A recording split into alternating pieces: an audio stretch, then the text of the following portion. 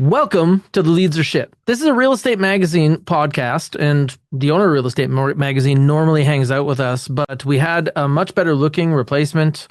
So today we have Connie Sarvanandan, and she is from Remax Hallmark. And Connie and I, we met through Clubhouse, which is a social media app that nobody talks about anymore. And over that time, we ended up having great conversations. I've been to your house. And if you're new here, my name is Taylor. I'm Taylor Hack. I'm a team leader in Edmonton, Alberta, Canada.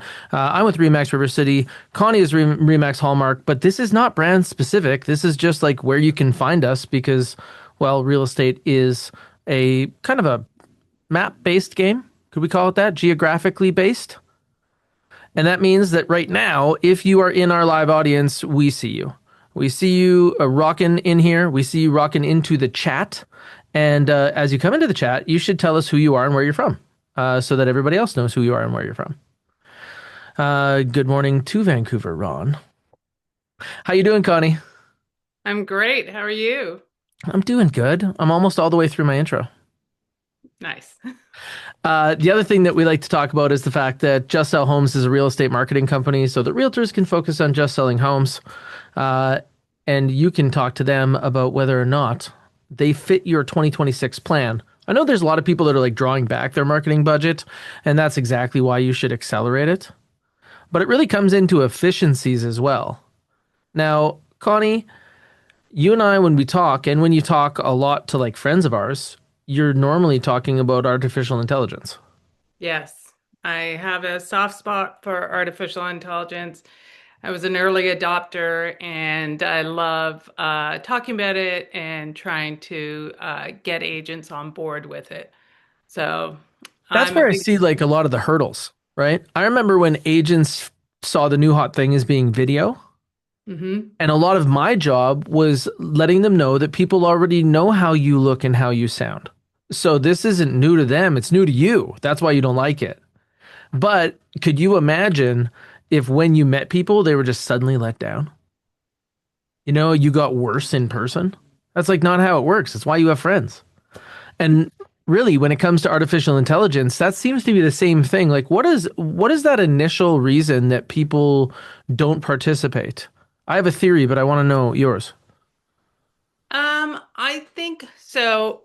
uh, there's a couple of reasons why I don't think people participate. Initially, I think there was a lot of, oh, this is just a fad, and I'm focusing on my business and I'm not going to be distracted by this other shiny object. And then that was one group. The other group was, I'm not techie and I don't know how to even use my phone, let alone artificial intelligence. So I'm not going to do that. And then the third group is, I think, the ones that kind of try it, but then are like, oh, I'm not going to, they just don't get into it. And so then they think there's no value to it because they're not leveraging it the way that they could. So. Hmm.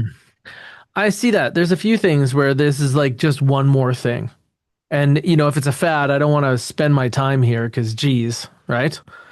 And there's a lot of things that are like the shiny object in real estate that don't ever get adopted, or where their adoption is like a cash and grab because it appears and then disappears. So when people say things like, I'm not techie, were you techie? No. I don't I think mean, you come from like hands-on tech at all, right?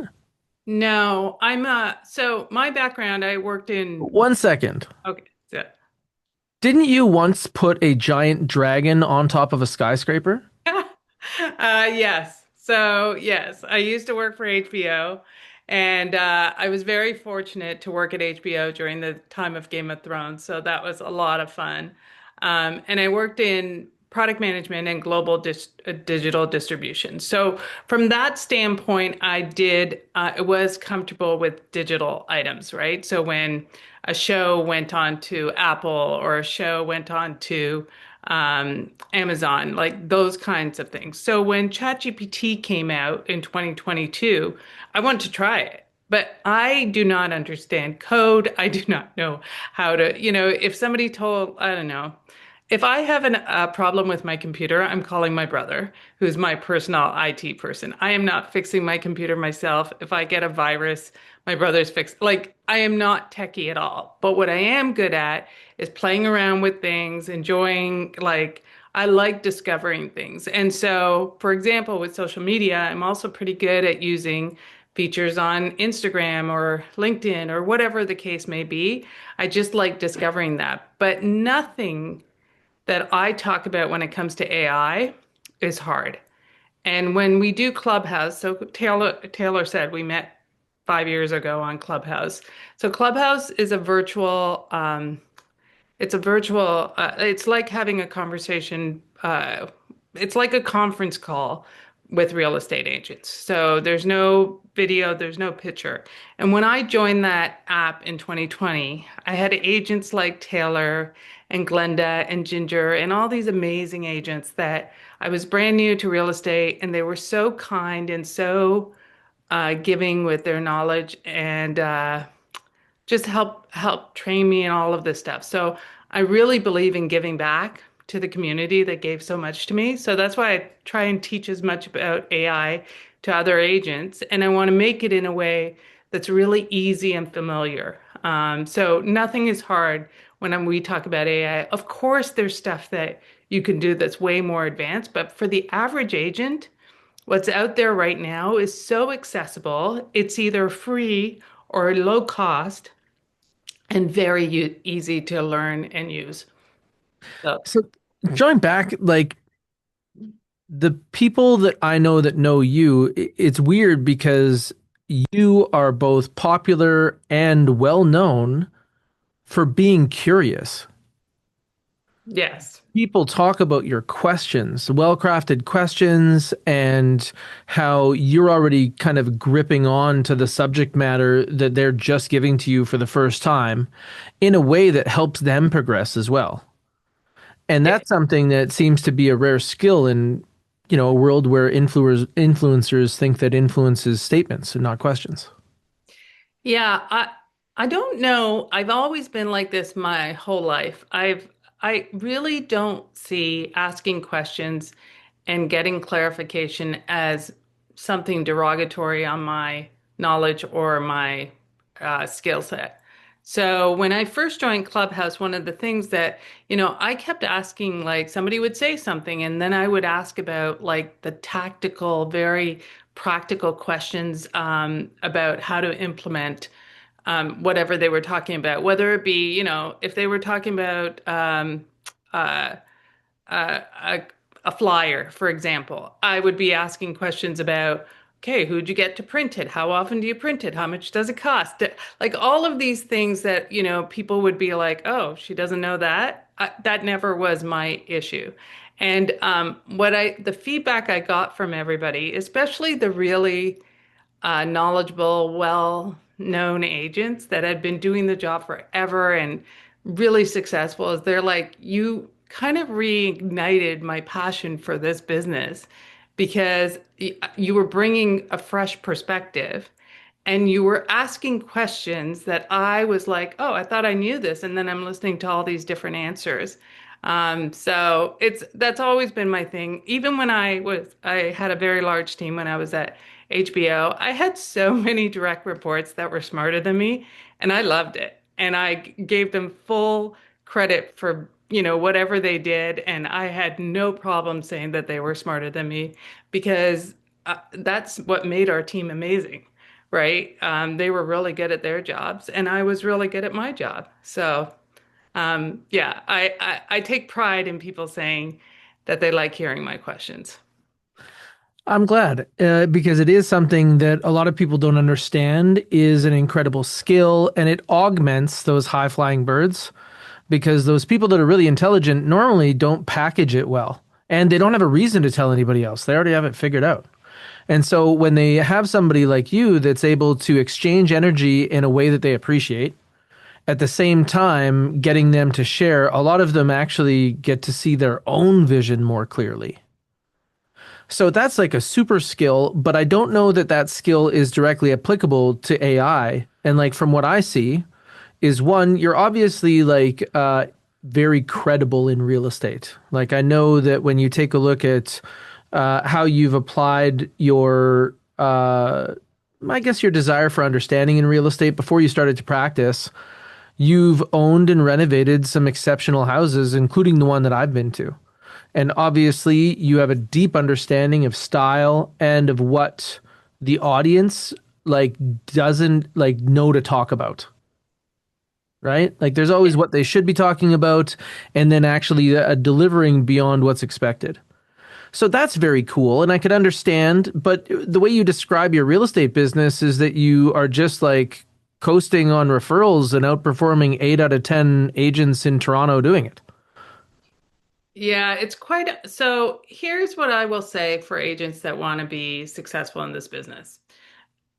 Like the top 5% do so much because they are like you, Taylor, that have this overall encompassing business. And really, the hardest part about this job is getting business, right? Prospecting is the hardest job. And I say this all the time. Never in my life have I worked this hard not to get paid. Right. So you can work, you can work with a buyer forever and they decide whatever they're not going to buy, or you can do whatever with the seller and the market turns, whatever the case may be. Or you spend hours doing YouTube videos and don't get any, response to it. So it is definitely the toughest job when it comes to like, um, working that hard and not getting paid. So what I think the best thing to do is always manage your output for maximum return, right? See, that's where I see the tie-in. So your ability to set goals and then operate with more certainty is something where you don't like wander off the path. Like for me, it's a challenge. Like some of my side quests have main quest energy, you know? Yeah. And that's something that I have to try to pull in. But this is where I think that a lot of people, you're unseen because you're just an executor, you know? You're not turning this into a product and selling it to people. There's no book.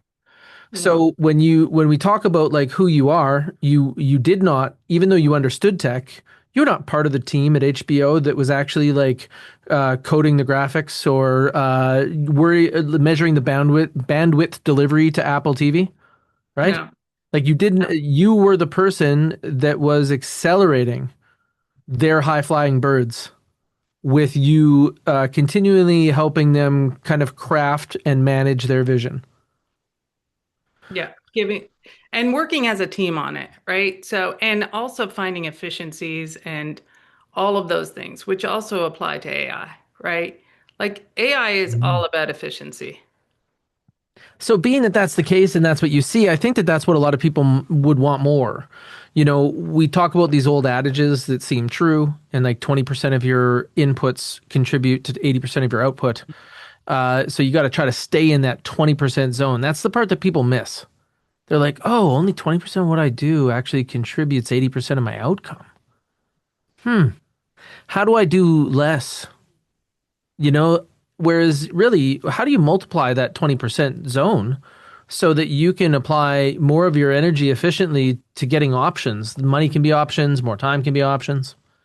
So when you start, like when you look at discovering AI right now, because a lot of people have had bad experiences. I know my first experiences with AI left me not trusting it Hmm. because I felt like I was giving it consistent inputs and I was getting unexpected output that wasn't consistent.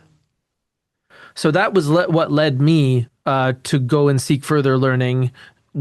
Now imagine that that's where a lot of people are. A lot of people downloaded the app, they used a couple of the free versions, right? Hmm. But let's say that somebody wanted to stay in that high efficiency zone. Should they be using everything or just one? So I always recommend to everybody, first of all, don't buy anything because I don't know any app that you have to buy before you try. So I highly encourage everybody to try it first So whether that be ChatGPT or whether that be Gamma or like there's all kinds of great AI tools for realtors. And but you have to use the tool and you have to use it regularly. So ChatGPT is a perfect example of and I'm not sure if I was getting into it right now if I would choose ChatGPT because Gemini's great, Claude's Well, great. let's go to a different process Yeah. then.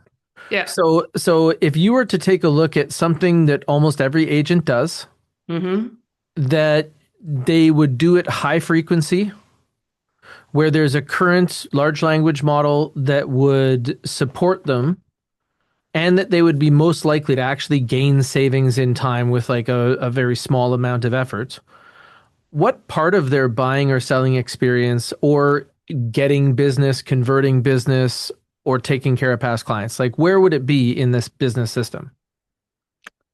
So I think there are different pathways. And the way I look at it is if you look at the average agent, right? There are several different things that an agent needs, right?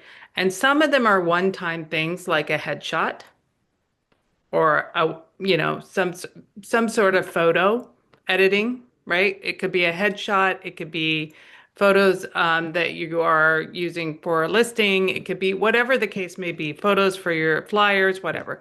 So there's one-time things.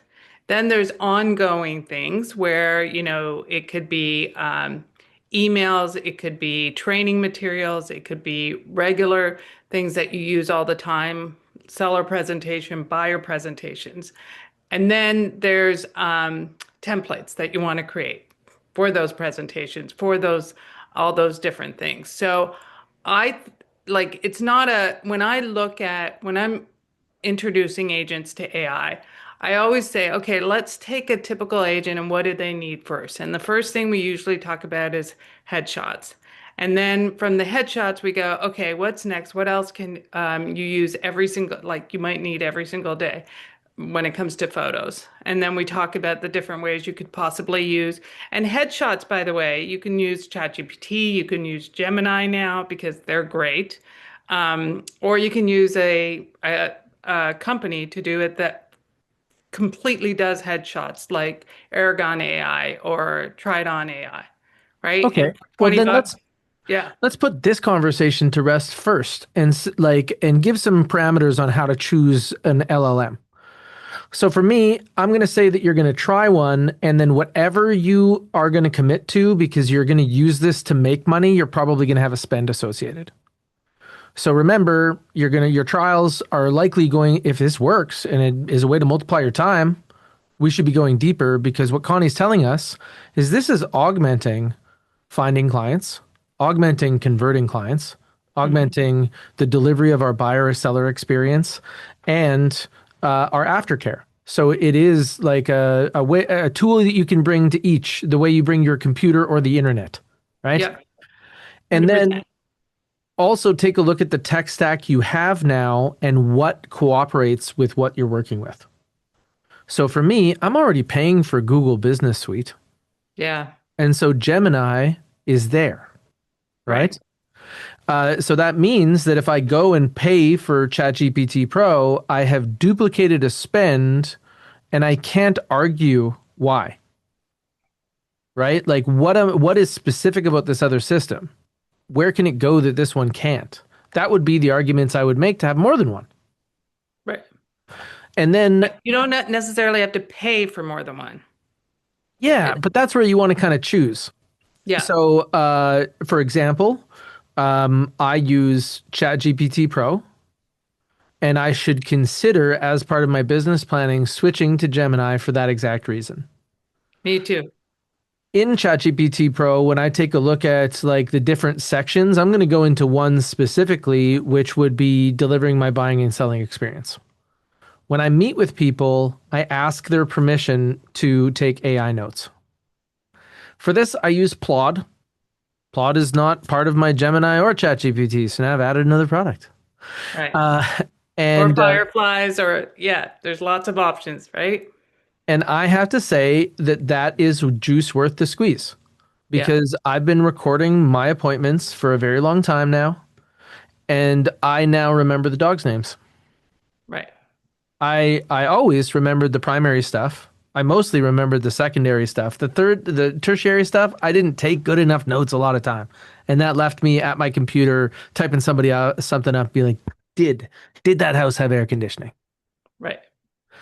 And I can I just add one Hmm. thing? Hit it. You're the one who introduced me to Fireflies. So, um, and I remember you were in our room and you were describing the first time you used this, and this was a couple of years ago. And you said, now that I am recording with the owner's permission, first of all, you don't have to remember what kind of furnace they had because it's recording it and you have all of that. You got to remember to talk about it. Right. But more importantly, you were able to have a discussion with those clients and you were Hmm. able to focus on the clients versus focusing on taking notes and focusing on making sure that like you were capturing everything and making sure. So you spent the time in front of the clients, focused on the clients, and then when you got back to the office, you had the recording of everything and you can go through and get all the nitty-gritty that you need. But you were able to focus on the clients. And that was my aha moment about why you would want to record. So I It's a remember trade, that right? clearly. Like to bring that negative thing, like, "Hey, can I record this?" into your meeting is a risk. There's also a risk in making this technology useful. Like you have to go back and use it if you want it to work. Uh, and you have to change your experience. Like when I go and meet a seller for a walkthrough, I actually tell them I'm going to record with notes, but then I talk about their house verbally as I walk through it. That was where I got the first unexpected gain. Man, do sellers love it. When you're like, "Oh, they got a good mid efficiency furnace. All the inspectors I know say that they should keep those because the new ones, you know what, you can't service them the same way and you don't get really the savings." You move on to other things and they can see how you're building value, right?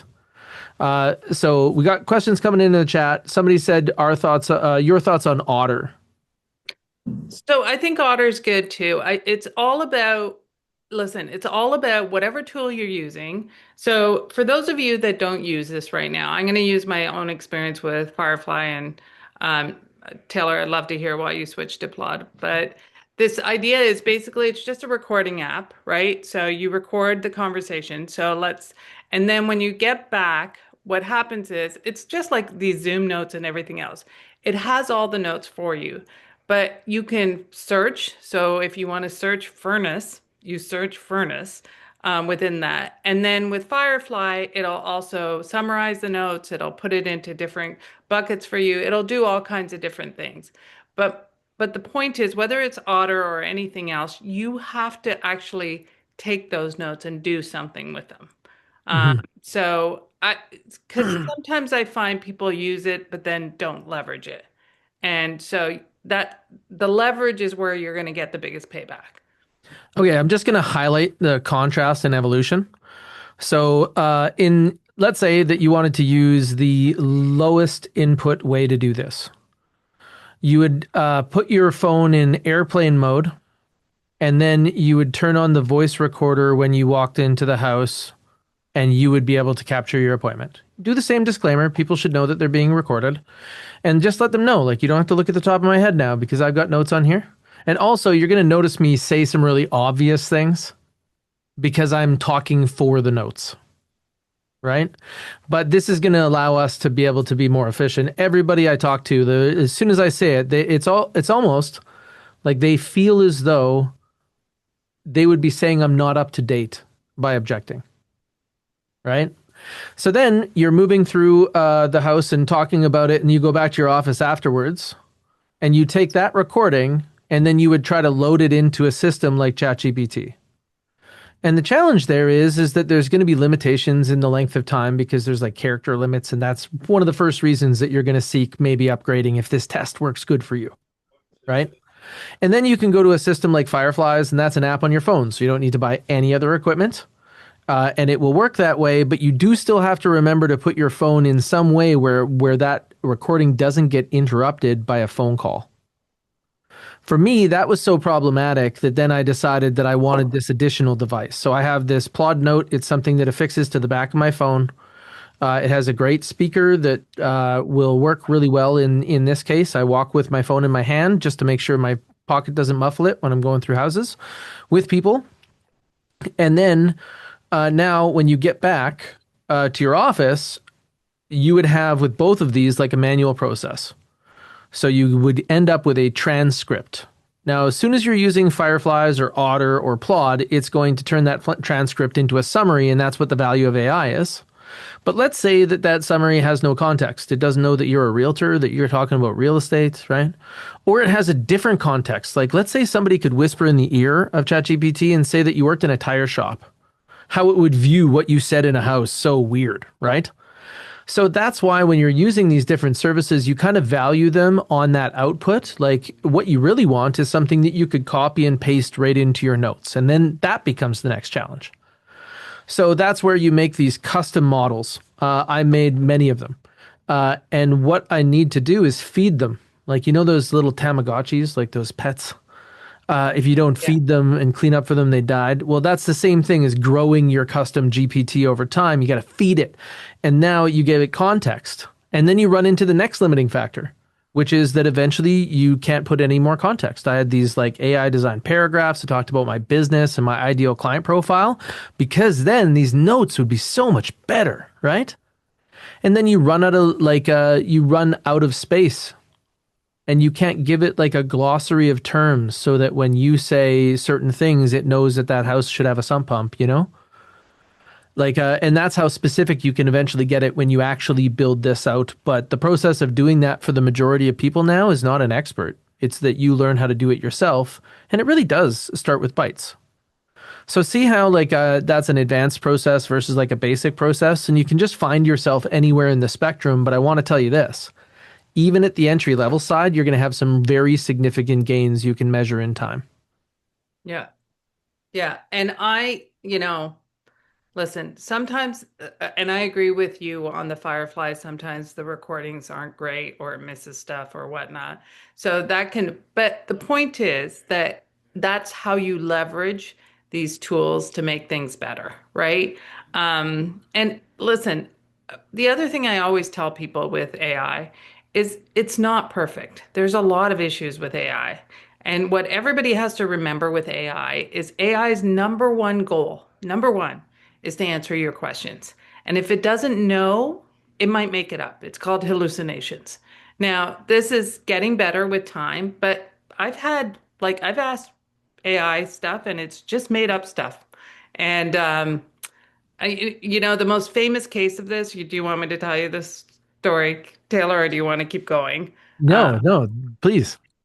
Okay, so when ChatGPT first came out, it's great for law. Apparently, it could pass the bar with flying colors, blah, blah, blah. But when ChatGPT first came out, a lawyer, he was older and he was introduced to ChatGPT through his kids. And so he started using it and he's like, this is amazing. And then he was representing a client who got their knee hit by a cart on a plane. And so uh, he used ChatGPT to sue the airline.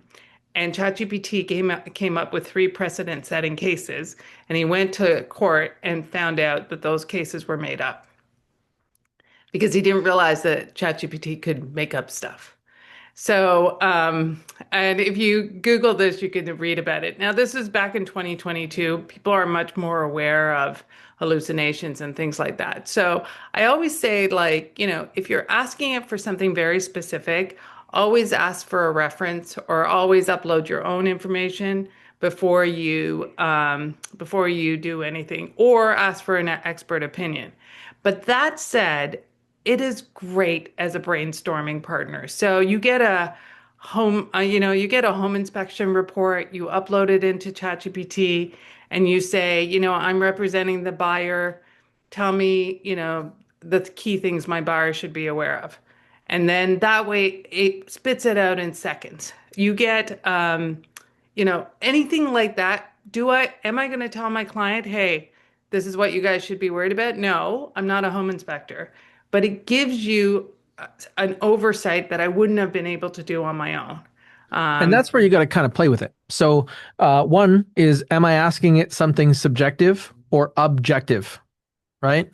What wood is the cabinets made out of in this picture? Objective, right? Do people like the wood that the cabinets are made out of? Subjective. And I cannot expect accuracy with anything subjective. So when we talk about what our clients might fear, it can search things like Reddit for things that people say that they fear. But if the average person isn't actually able to articulate what they fear, they say that they're worried about this one thing, but they're actually, when we dig into it, it goes further than that. Well, then it gets out of hand. So if you are working with an untuned AI, you might want to view it like a toddler and be like, oh, I can give you toddler tasks, right? When you look at an AI, like it knowing that you're in real estate mhm. is something that you can't assume. So the references it could give you may not apply to here. Yeah. And once it gets through 3 or 4 decision points, like let's say that in the example of the guy getting his knee hit, it went into the database of law and it was like people that have knee injuries, people that get injured on airplanes, and it went through these series of things to try to figure it out, and there wasn't any.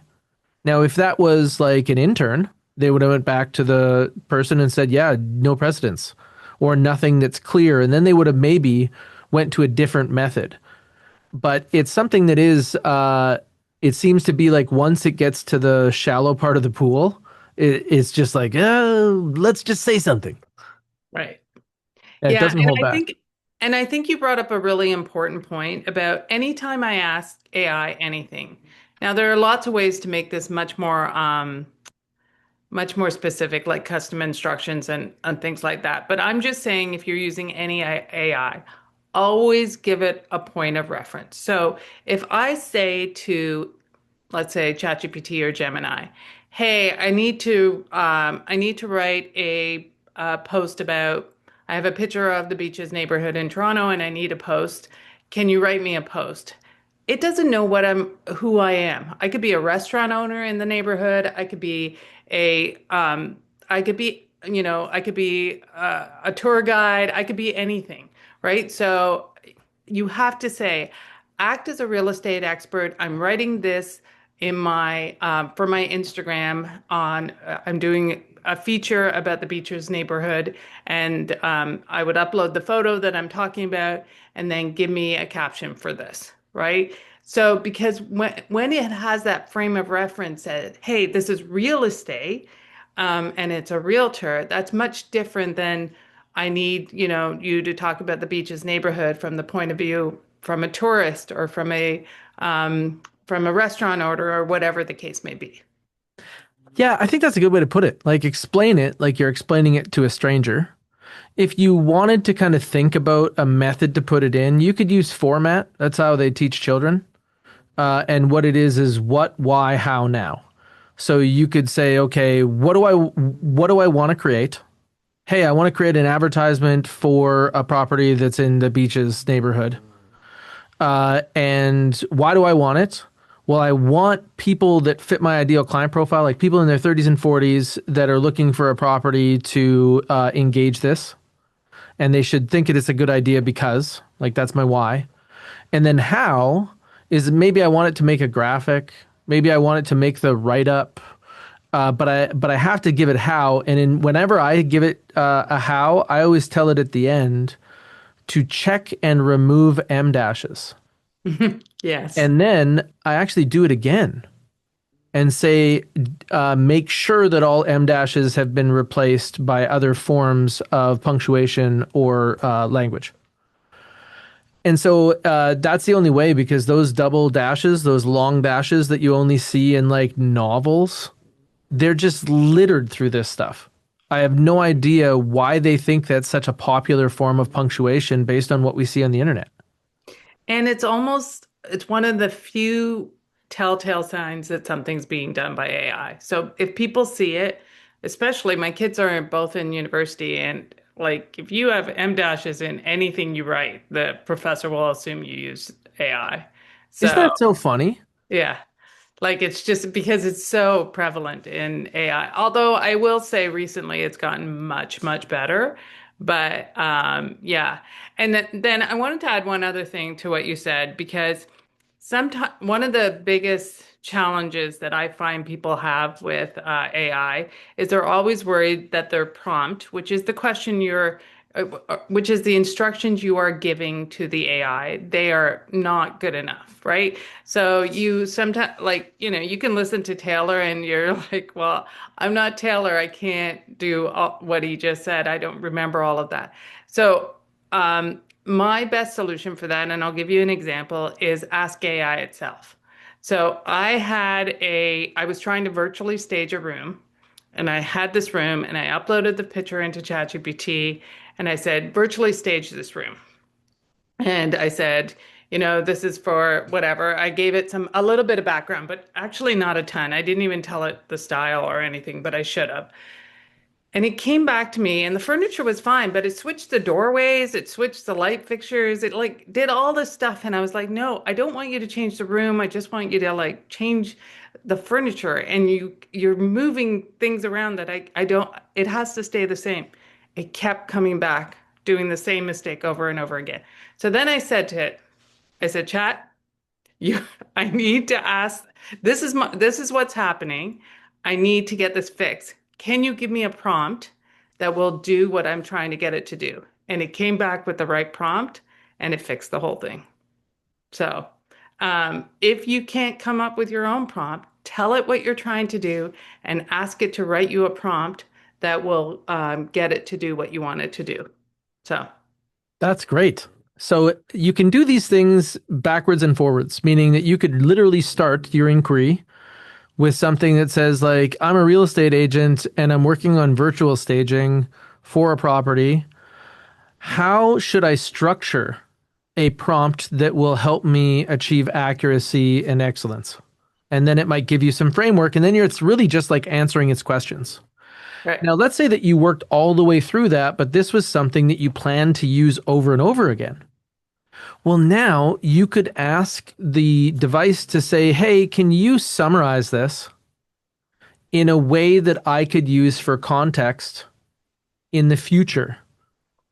I need the summary, and you could just ask it how to do that. And then it's going to essentially like give you instructions to tell it how to write something that's written by AI for AI that becomes a component that will shortcut this whole thing in the future.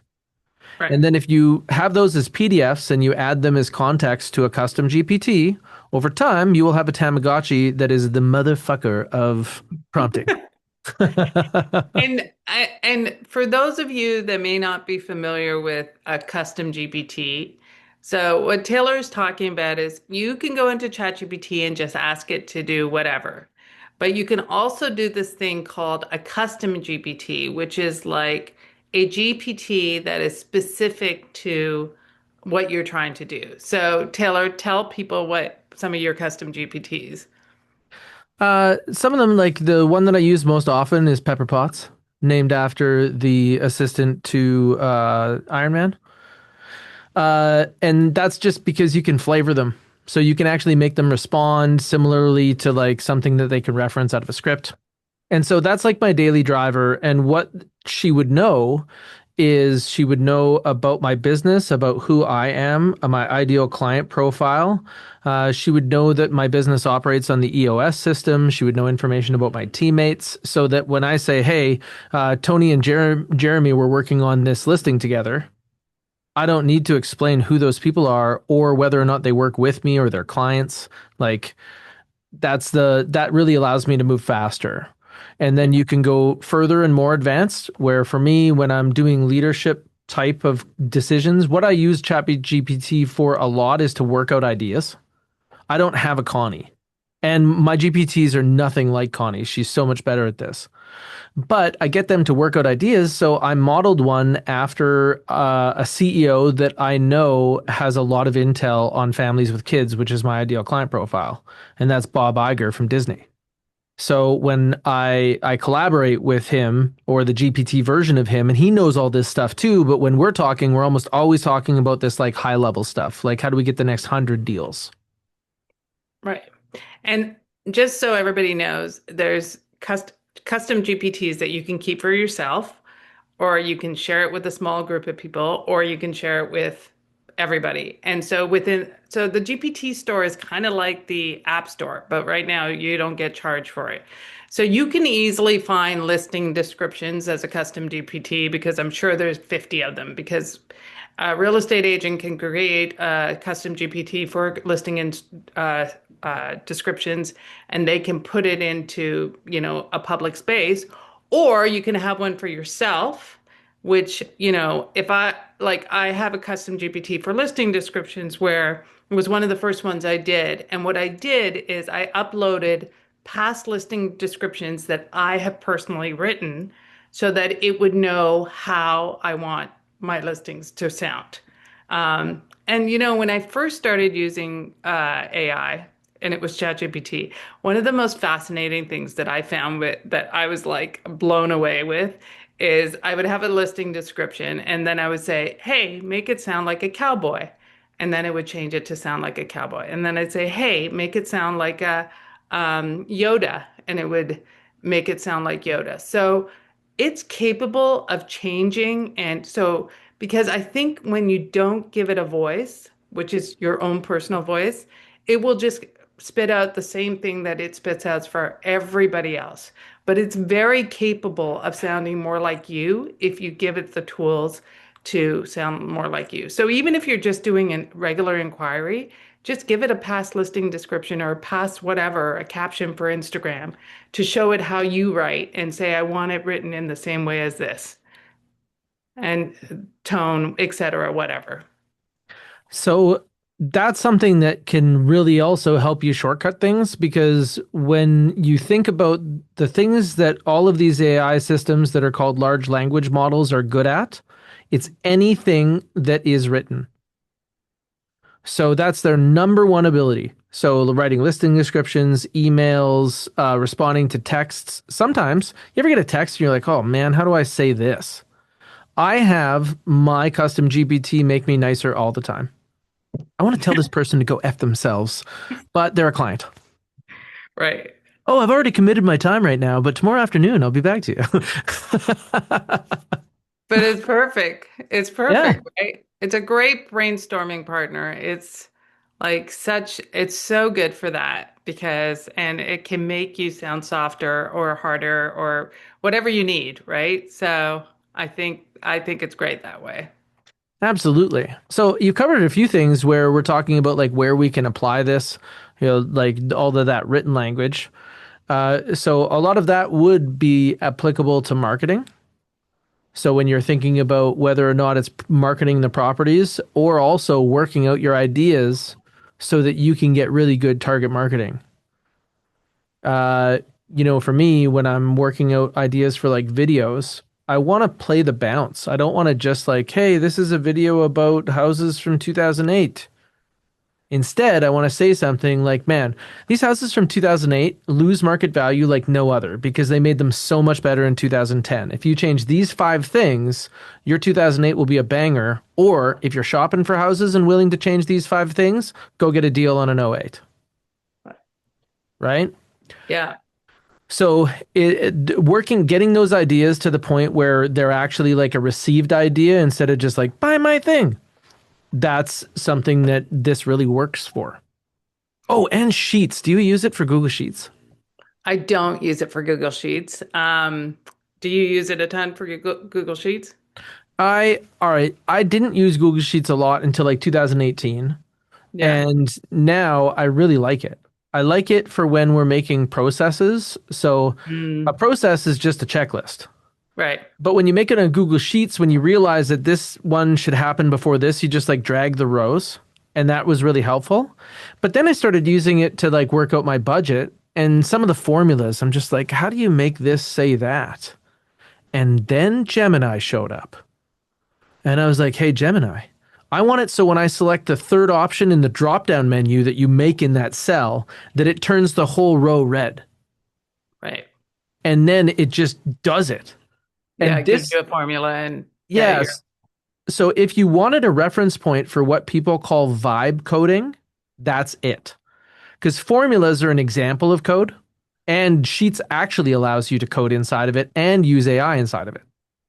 So with that, you can do that, but you could also tell Gemini that you just made a table and you'd like it to make it a chart, or you'd like it to make a table that does this and that, and it'll just make them. Yeah. It's it's phenomenal. And so, do you want me to share my two favorite ones right now? Yeah. Okay, so I to date I have been a ChatGPT fan. With Gemini, I feel like so just a little bit of background. ChatGPT was really smart because they were first to market, right? Before ChatGPT launched in Q4 of 2022, the only people that could use AI were the big companies like Apple or Facebook or whatever the case may be. So your Face ID, your fingerprint, all of that stuff was AI. And so only major companies could access this. And then ChatGPT came out and opened the floodgates because it made it free or really affordable. And then everybody else came out with stuff. But the people who are most advanced on AI is Google. They just decided to hold off because of various reasons. But I do think the stuff that's going to come out of Google is going to be phenomenal.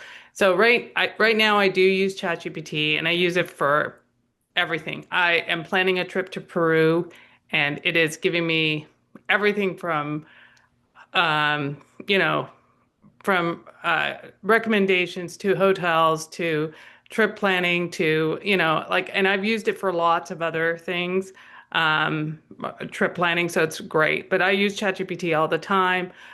You can do things like take a picture of your fridge or your pantry and say, what can I make for dinner tonight? Like, it's just so fun and so easy to use. So that's ChatGPT.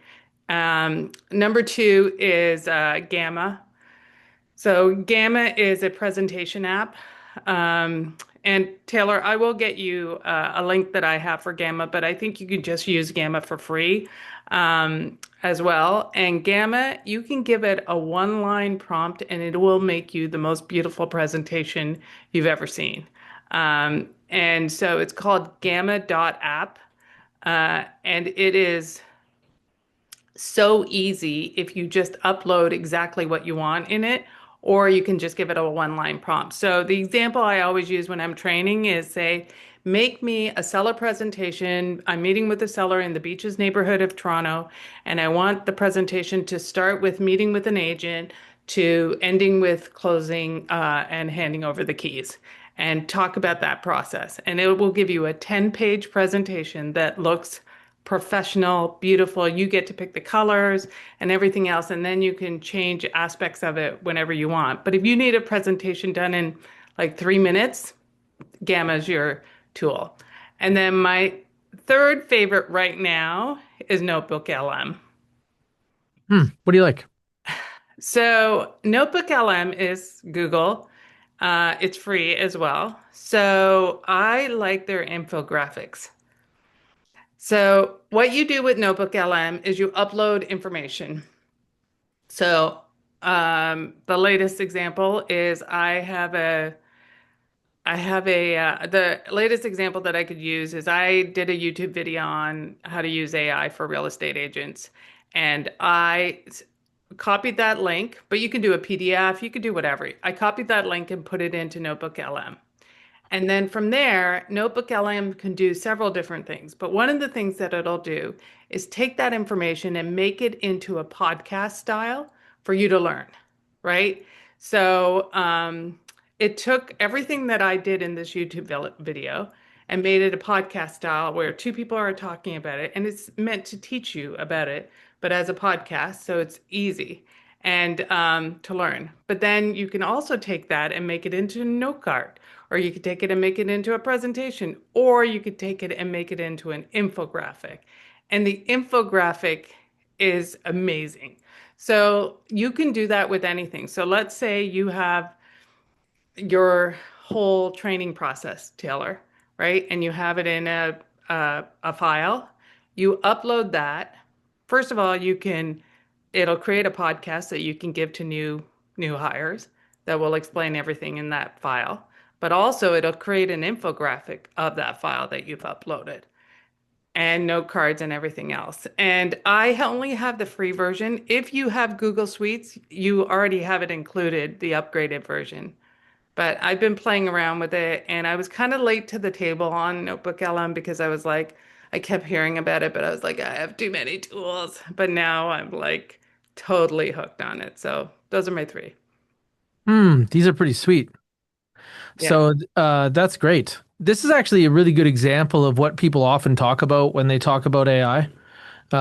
They often say like, "Oh, okay, well, this is going to be able to take information and turn it into podcasts, so I guess like I'm out of here." Uh, Well, it takes the information and puts it into a podcast to teach you, right. right? But it's not going to replace Joe Rogan tomorrow as one of the No. top listened to podcasts. So this is where we need to differentiate things. And now let's take a look at reverse of what Connie was talking about.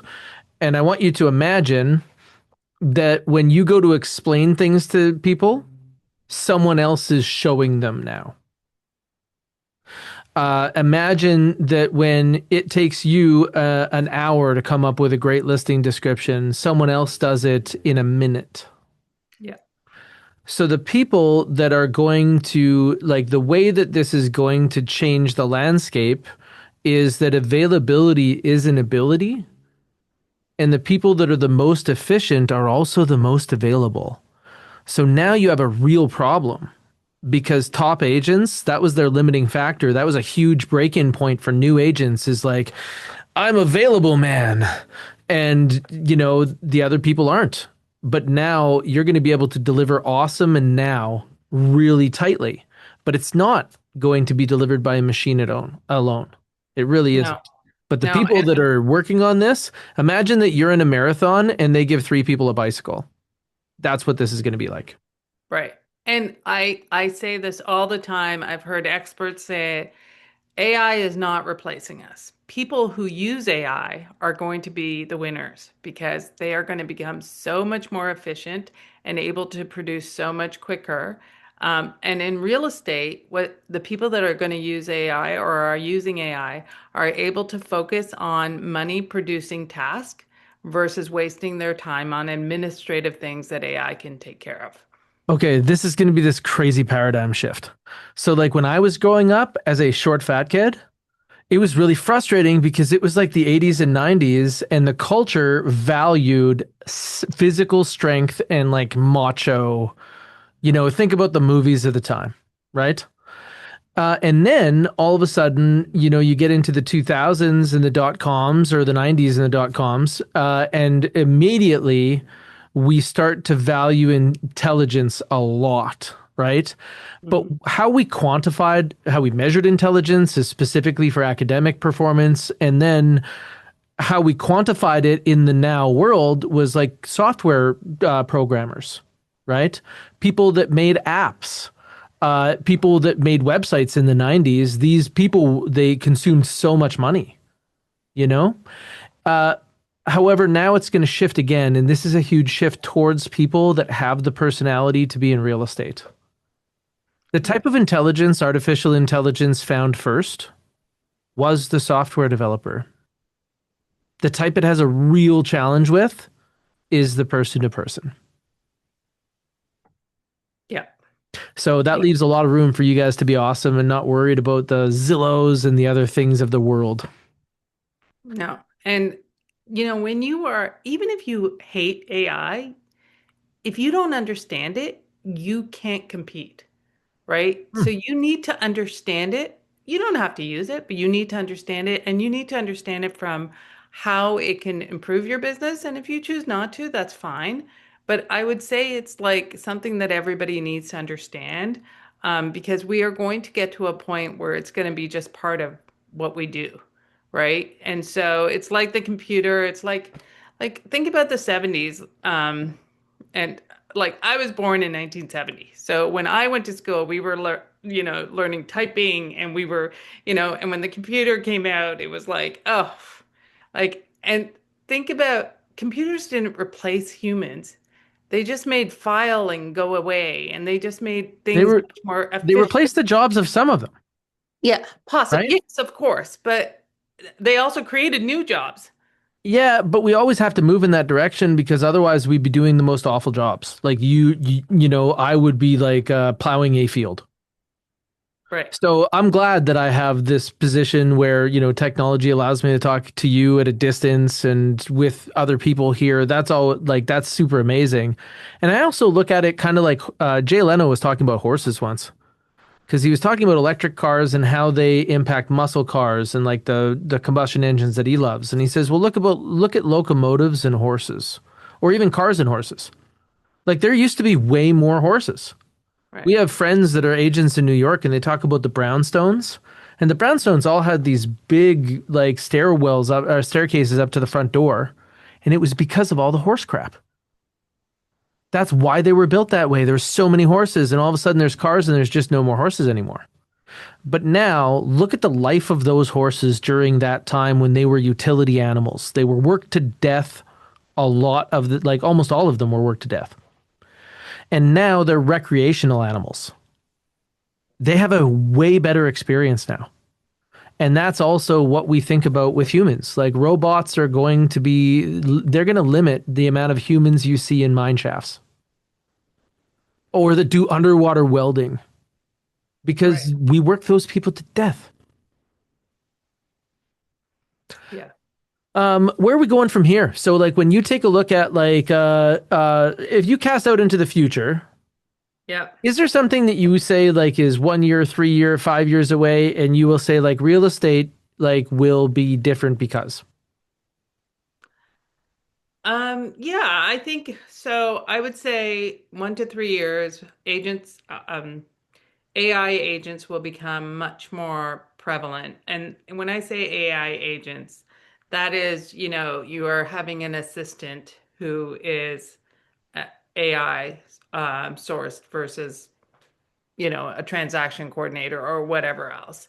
And I feel like, everything is just going to get more and more integrated. So if you look at what Google is doing right now, um, it's got so many pieces that it's integrating together to make your everything seamless, right? So even with Google right now, I believe if you have Google Suite, you can take an email and make it into an infographic. They're just taking all the technology that they have from all their different tools and just integrating it all. So again, I just think that as we move forward, we're going to see more integration and we're going to see less product because the biggest issue with AI right now, and you know this, Taylor, is nobody's making money. Or, I shouldn't say nobody, but very few are making Not at money. the burn rate. Yep. Yeah. And it's super expensive. So I think companies are going to really have to rethink their AI strategy. And so we are inundated with things right now, but that's going to also peter out. And what's left is going to be these really highly sophisticated tools that will make life easier. So that's what I'm predicting. I also think it's going to be like everybody's going to be using it. It's just going to be normal, and companies and people will adapt to it. So, for example, right now my kids are in university, and when my son's in first year, and when he was in grade 12, I remember him saying, if we get caught using AI, like you are done, right? Like you're done. And now what you're going to see, and it's already happening, is teachers need to work with AI. They need to figure out how to incorporate AI into their curriculum. Um, and, because it's not going away. And it shouldn't be a game of who can, trick the system and who shouldn't. It should be, okay, this is one of the tools that kids have available to them. So what does that mean? I mean, did we get in trouble for using Cole's Notes? Do you guys even know what Cole's Notes is? Do you know what Cole's Notes Yeah, is? totally. Okay. Yeah, but Cole's Notes was our like back then you'd get book that you had to read and you grabbed the Coles Notes, which is a shortened version that would tell you, like, you just have to work with whatever is being presented. And I think that's what's going to be happening in the future. I'd love to hear what you think. I'm kind of split on it. I'm going to share what I think because I've seen some things that I think are going to change this fundamentally. And that's exactly what the after show is because we have a live audience here right now. And if you're catching this in another place, like a podcast platform or YouTube, then know that you could have been here. You could have been here like Ron from Vancouver or Miles from Lethbridge. Connie Campbell is in the house. We both know and love Connie Campbell. And she is out from Muskoka, right? Yes. And then Leanne Sorensen from Kinnessee Lake. We've got a whole bunch of people across Canada, Mississauga, Toronto. Good to see you, John. Good to see you, Maurice. We got both the Godlintons from Lethbridge. Yeah, so it's been great having everybody here, and we're going to wrap up the public part of this show, but these people and the other people that didn't get a chance to pop into the chat are going to come with us into the after show where we talk about other things, and you can be here next time too and share and ask questions as you have them. Thanks for coming. This is the Leads Are Sht, a real estate magazine podcast, and we'll see you next Thursday.